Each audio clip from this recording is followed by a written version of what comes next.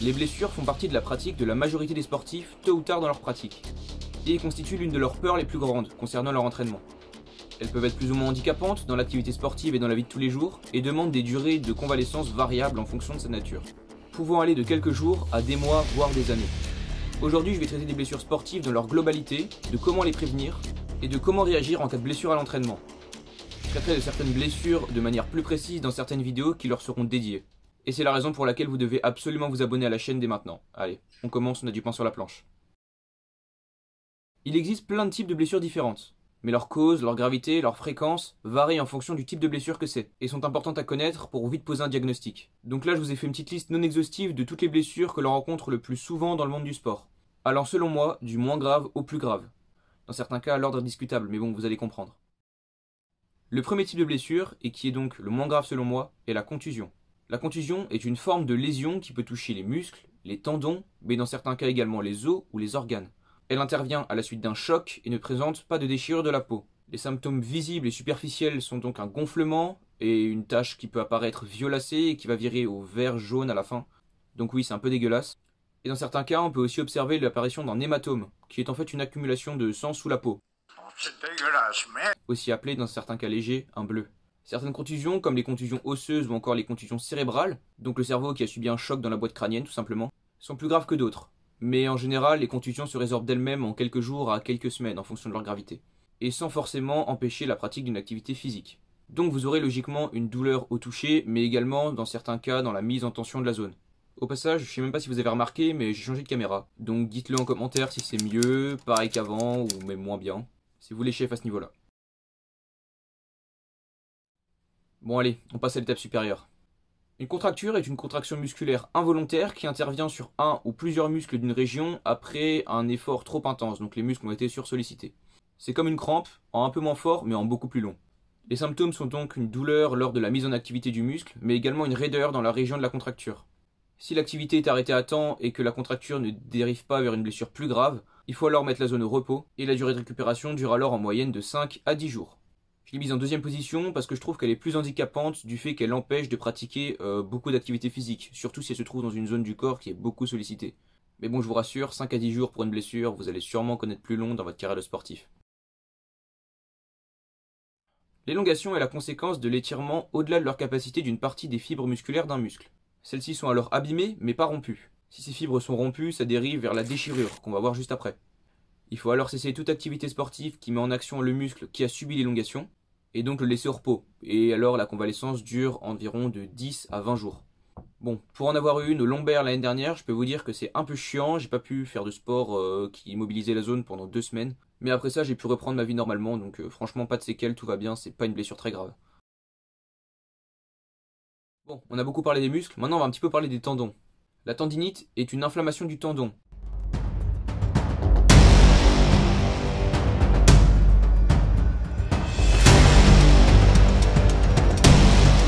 Le tendon, c'est comme une corde qui relie le muscle à l'os. Le tendon, en effet, peut être plus sujet aux blessures après sursollicitation que les muscles, car celui-ci en général récupère un peu moins vite. Elle est souvent le signe d'un entraînement mal construit, soit en termes de fréquence, en volume, ou alors avec des mouvements mal effectués ou encore inadaptés. Elle est douloureuse à la palpation, mais aussi logiquement à la mise en action du muscle du tendon. Et c'est un peu vicieux parce que parfois elle fait plus mal après l'effort que pendant. Il faut alors complètement éviter de forcer sur le tendon parce que ça peut mener jusqu'à sa rupture, qu'on va voir un petit peu plus tard dans la vidéo. Il faut alors arrêter l'activité sportive et commencer une convalescence qui là va être plus longue, qui peut aller de quelques semaines à quelques mois, voire une année, en fonction du stade de la tendinite. Je vais en parler dans une prochaine vidéo des tendinites, mais vous allez voir que ça peut être très grave. Personnellement, j'ai déjà eu 2 tendinites, dont une très récemment, et je commence à en voir le bout, donc quasiment à plus rien sentir, au bout de 2 mois et demi. Bon, en même temps, j'ai pas fait d'effort, j'ai pas trop fait ce qu'il fallait au début. Mais bon, on apprend de ses erreurs, et puis maintenant je saurai, hein.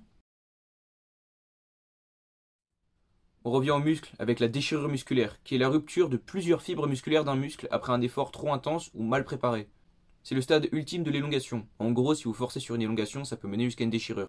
Sur le coup, vous allez sentir une grosse douleur fulgurante, comme si on vous enfonçait un poignard dans le muscle, et elle oblige donc l'arrêt immédiat de l'effort, à part si vous êtes complètement masochiste. Le muscle, après la blessure, est donc comme tétanisé et douloureux. Il faut alors impérativement se mettre au repos, et la déchirure va se résorber d'elle-même, le corps est bien fait quand même, en 1 à 3 mois environ. Donc là, ça commence à devenir bien chiant. Bon, maintenant on va parler d'une blessure qui peut intervenir dans le sport mais également en dehors dans la vie quotidienne. Et c'est tout simplement la fracture osseuse, donc c'est la rupture d'un os. Elle apparaît soit après un choc violent, qui peut intervenir dans les sports de contact, par exemple le rugby.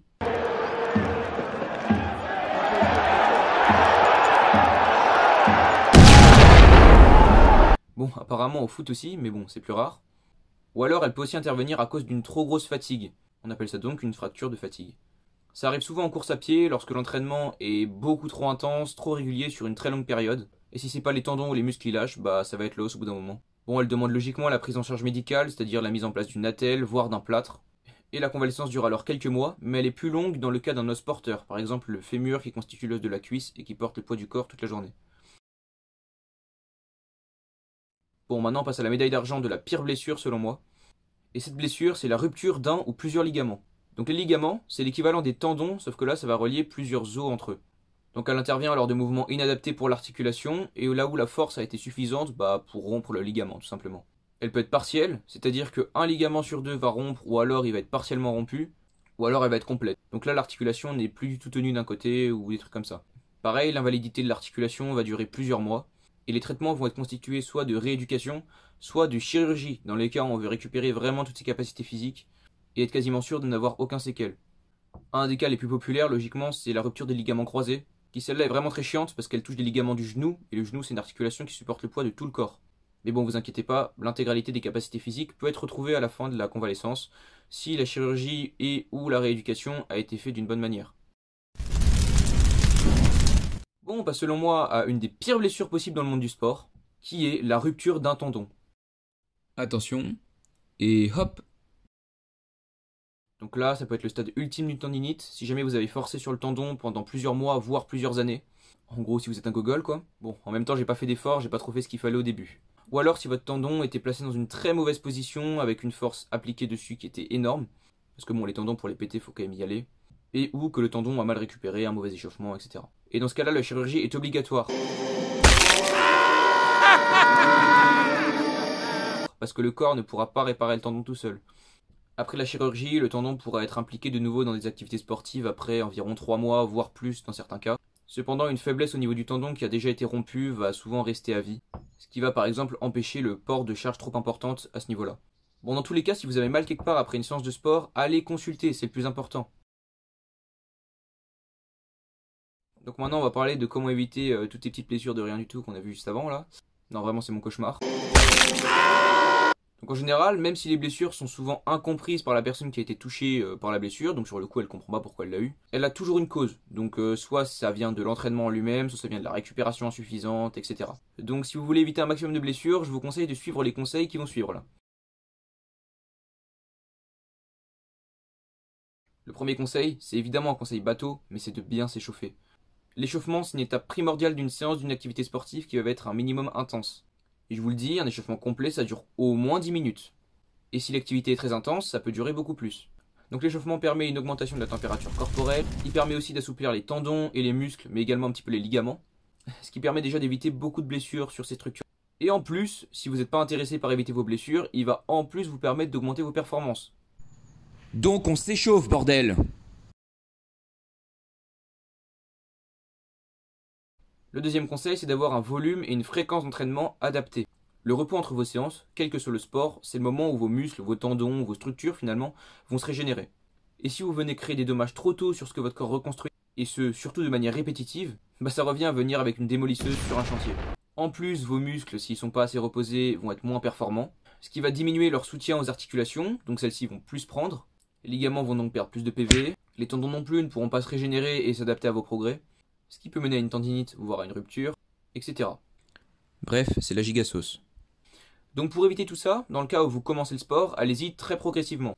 Et dans le cas où vous pratiquez déjà une activité sportive et où vous voulez rajouter du volume ou alors une autre activité, c'est pareil, on rajoute très progressivement une séance par semaine, 2 séances par semaine, etc. en fonction de votre objectif final. Le troisième point important, ça va être votre alimentation, car ce que vous mangez, ça influence directement votre récupération et vos performances. Comme dirait le dicton, on est ce qu'on mange. Donc si vous mangez de la merde, vous êtes une merde. Bon, non, je déconne pas à ce point-là. Mais ce qui est vrai, c'est que si tu manges mal, tu auras plus de risques d'inflammation dans ton corps, c'est-à-dire de douleurs et de blessures. Et aussi un risque accru de tout autre problème structurel, donc qui touche vos muscles, vos tendons, vos ligaments, etc.